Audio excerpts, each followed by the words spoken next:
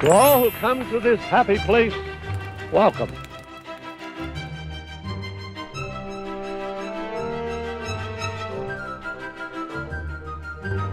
G'day guys, Disney Dave coming at you once again from Down Under. I have just returned home from the Melbourne preview screening of Disney's latest live action feature blockbuster, Alice Through the Looking Glass. This is of course the sequel to 2010's Alice in Wonderland, which was directed by Tim Burton. Burton is not back on board as director on this film. He is of course still involved in the film in some capacity as a producer. Instead of Burton directing this one, we have James Bobbin, who's probably best known for Disney's last two Muppets films, The Muppets and Muppets Most Wanted. Bobbin is also known for directing some cult television in the Flight of the Conchords series, as well as the Ali G series and Ali G in the House, the movie. Of course, Bobbin is joined by Ali G himself, Sacha Baron Cohen, in this film. So a bit of a collaboration going on between the two of them in this one. I'll get to that in a moment though. The film, of course, brings back all the main cast members, with Mia Wasikowska playing Alice. We have Johnny Depp as the Mad Hatter, of course. Helena Bonham Carter is back as the Queen of Hearts, and Anne Hathaway is back in the film as is she the White Queen, I think, and everyone else who was part of the first movie is here. Matt Lucas and a handful of other people make great appearances. Rhys Ifans. Watching the film, I didn't actually notice who Rhys Ifans was, but I think I know who he was. But it was surprising to see his name in the credits. Of course, this is one of Alan Rickman's final films too. He has a very, very small part. I don't know whether he had a bigger part in the script originally and perhaps passed away during the recording of it all, but I doubt that's the case because he didn't pass away that long ago, and this film was probably very late in post-production at that point. So I'm guessing he probably did have just a very minor part in the film. This film, I went into it with, I suppose, a little bit of trepidation. I wasn't the biggest fan of the first film, Alice in Wonderland. I found it very hard to concentrate in it. Johnny Depp's portrayal of the Mad Hatter is just, I don't know, I just don't get it. I don't really like it. It's a bit too crazy and out there. I do love Johnny Depp, and I do love a lot of his performances, but there are some that just sort of get on my nerves. I think that's sort of the point, but it gets to a point with some of his performances now where I like to say the movie is starring Johnny Depp as Johnny Depp playing Johnny Depp. So it's just a very, very Johnny Depp performance. He's really one of the only performances in the film that I thought was just really a little bit annoying. Everyone else in it is fantastic. As I said, Sacha Baron Cohen has joined this film. He wasn't in the first one. He's the villain of the film. Father Time, well, not Father Time, he's just Time in this film, but he's basically Father Time. And when I describe the film's plot to you in a moment, you'll sort of piece him into it. This is of course based on, there were two Alice novels originally, Alice in Wonderland, which was the original and most famous, and of course the second one being Alice Through the Looking Glass. Whenever Alice is adapted for film or animation, they tend to blend the two books together and sort of make an amalgamation of both of them, sort of like a... these books are often published in collections as Alice's Adventures, or the Complete Alice's Adventures, or whatever.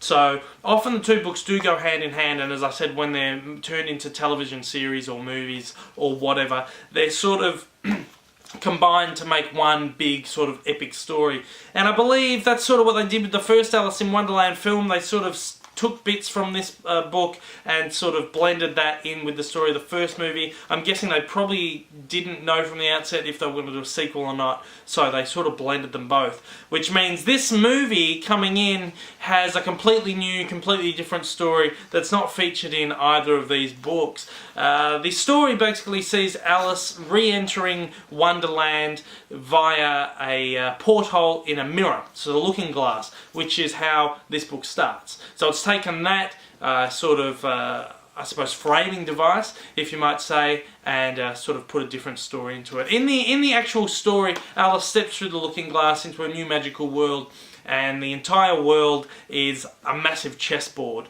and she basically starts as a pawn and plays against the Red Queen in trying to become a queen herself. So she moves along the chessboard as she sort of advances through the world and meets up with Humpty Dumpty, I think Tweedledum and Tweedledee as well, and just all these kinds of quirky characters, as she does in Alice in Wonderland. It's not as interesting, this book, as the original one, but that's usually why they do combine the two books to make a film. But that's not the story of this movie. Alice steps through Wonderland, through the looking glass, and or through the mirror, you might say, and winds up on a chessboard, and she meets the knights and the chess pieces and meets Humpty Dumpty, but that's all within the first couple of minutes of her stepping through the looking glass, and that's all in the trailers and everything, so that's not spoilers or anything.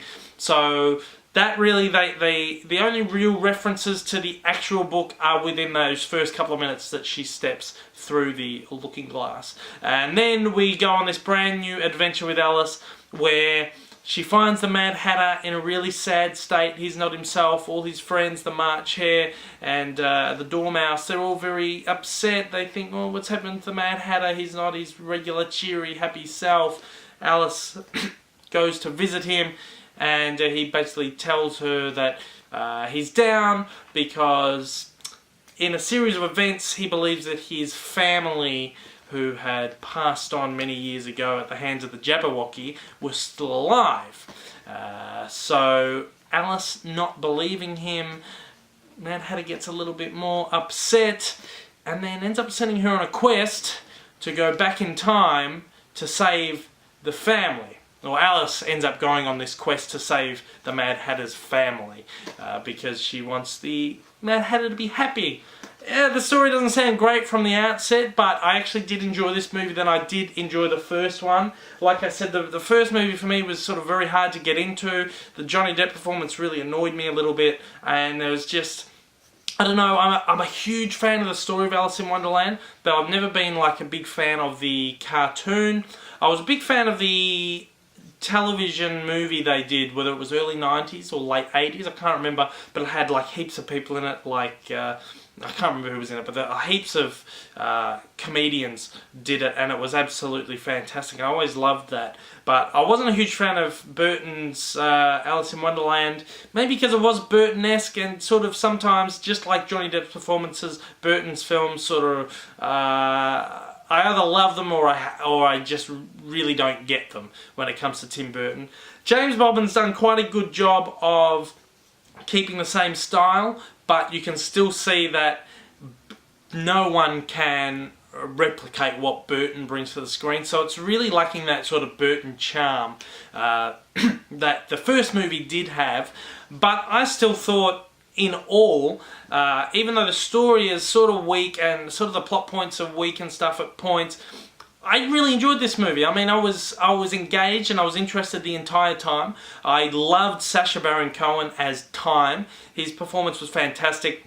And you can see there's a lot of himself in the character, and there must have been a lot of improv going on and stuff like that. So it's a very much Sacha Baron Cohen performance, but a very toned down, PG-rated Sacha Baron Cohen performance. Everyone else is fantastic in this. Anne Hathaway delivers this really whimsical, beautiful sort of performance, and Helena Bonham Carter, her character is really annoying, but in contrast to Johnny Depp as the Mad Hatter, it's actually really fun. It's this really heightened, fun character, and of course she's back in the film as a villain, wanting everyone's heads to be off with, and just everyone else in the film delivers these really beautiful performances. Mia Wasikowska is fantastic as Alice. She's a perfect casting for the character of Alice, and I think she did a wonderful job.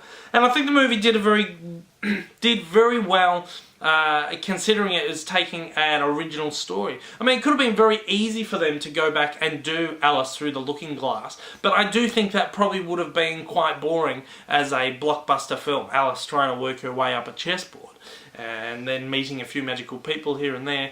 I don't think that would have worked on this scale, so I think them choosing a brand new sort of story is a really smart idea, and I think it really paid off. Like I said, I didn't really enjoy the first movie that much, but I enjoyed this one quite a bit more. And I would say that this is a better film than the original one, and the performances are fantastic. Look, Johnny Depp, as much as he annoys me, he's a fantastic performer, but his portrayal of the Mad Hatter is just too much for me. He has too much energy in this movie, and it's just like... Pardon me, I just don't get it. But he is a fantastic performer. He is one of my actors, and that's why I love him and I hate him in some stuff. And I think a good actor sort of has to have that mix of stuff where you either love it or you just don't understand it. And some people might love this stuff and hate this stuff, and like that's a mark of a really good performer, I think. And yeah, like I said, the movie's very interesting from beginning to end. I don't have too much to say. Usually in these interviews I ramble on for ages and ages, but I think I'm just on about 10 minutes now, and I've pretty much just wrapped about everything that you need to know about this movie.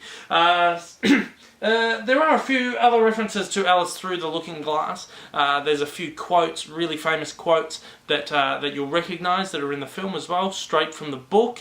So there are little homages to the book here and there, but this is a brand new Alice story. And for those who love Alice in Wonderland and love the adventures of Alice in Wonderland and Through the Looking Glass and everything, you're going to love this movie. You're going to go into this movie, you're going to absolutely love it. Kids are going to absolutely love this film because it's whimsical and it's beautiful, and the cinematography is absolutely gorgeous, and it's just the animation in it is fantastic. It's real cartoony, whimsical, magical kind of stuff. It's everything that you are expecting from one of these live action Disney fairy tales, basically.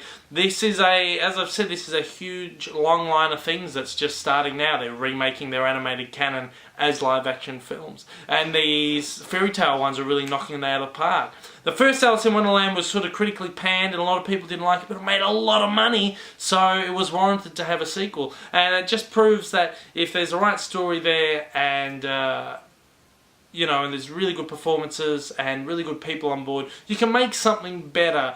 Is it a necessary sequel? No, probably not, but it's a fun movie, and it's exciting, and it's good to go and see. It's just a nice, fun, entertaining movie. Kids are going to love it. Adults are going to enjoy it, and it's a nice evening out to the cinema. There's some really funny moments in it between Sacha Baron and even Johnny Depp, and Helena Bonham Carter delivers some great funny quips, and there's all these cute little animated characters who are popping up with these little funny things every now and then as well. So there's a bit of everything: humour, action, adventure, just sort of everything that you want from one of these Disney live-action fairy tales. If I'm going to rate it out of 5 Mad Hatter hats, I'm probably going to give it about a 3 Mad Hatter hats, because you know, it's not a great film, it's not a perfect film, but it's enjoyable, and it kept my attention from beginning to end. Great performances. Not a perfect story, not a great story, but an easy to watch film easy to watch movie that sort of keeps you entertained from beginning to end. It keeps you occupied anyway, from beginning to end. So I think Alice in Wonderland, or rather Alice Through the Looking Glass, is in cinemas everywhere today, the day of me posting this, which is the 26th of May 2016. It's out in America tomorrow, Friday the 27th of May 2016, of course. So by the time this is up, it's pretty much opened in Australia and the UK, and it'll be opening in the US. In case you watch this in a few days after I post it, or maybe a year after I post it, whatever, it's already out. It's probably on DVD if you're watching this a year later. But anyway, that's all I have to say. Thank you for watching my little review. If you've liked what you've seen, if you like what I see, if you like what you've seen, click subscribe. Click subscribe over here, not that one. Actually, do that one too, because that's like on my Facebook page. Give me a subscribe, head over to my Facebook page and give me a like as well. And keep informed, keep in the loop with all my videos and all my postings and all that crazy kind of stuff. I deliver movie reviews, DVD reviews, Blu-ray reviews, merchandise reviews, all that kind of stuff. So check out my channel, give me a subscribe, give me a like, and until next time...